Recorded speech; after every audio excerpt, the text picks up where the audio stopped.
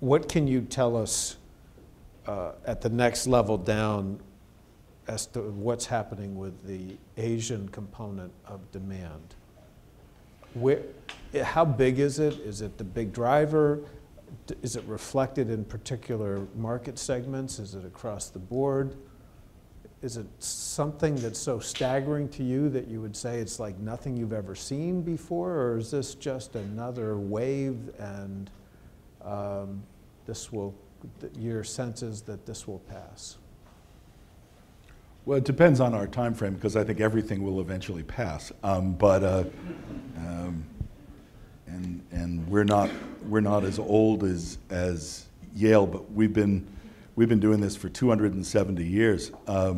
So you see different things happen. A proxy for what's happening, though, is our own business, where 4 years ago, 3% of our the money that passed through our business on an annual basis, 4% 4 years ago, came from Greater China.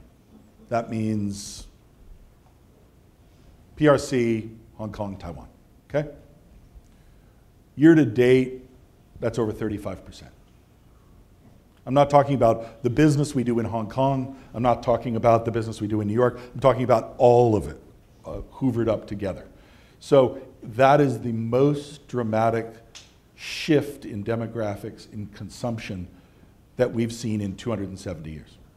It's bigger by far than the shift in our business in the early 20th century, when the so-called robber barons in the United States began to wish to replicate what they saw in their grand tours of English country houses or grand European collections. So that's one proxy. In Beijing, in a marketplace where I'm not invited or allowed by regulatory law and practice to operate, I have to operate in Hong Kong on the periphery of the PRC as opposed to inside the PRC. That is today the largest art market in the world.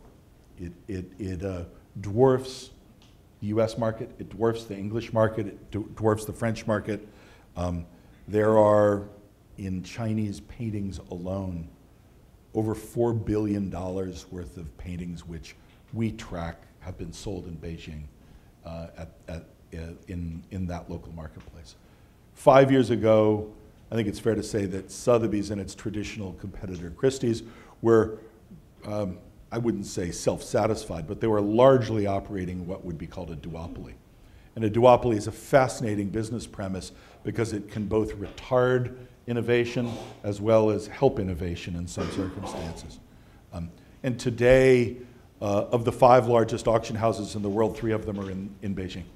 And the game is completely shifted in terms of who matters, where the demand is, and where the supply is.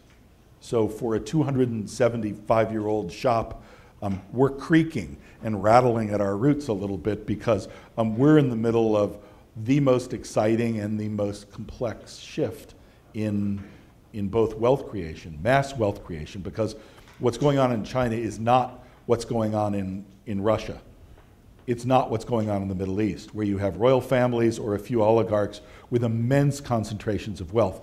There is, if you will, mass wealth creation going on in China, and there are not 2, 10, 20, but thousands of new people with millions and millions and millions of dollars of disposable income.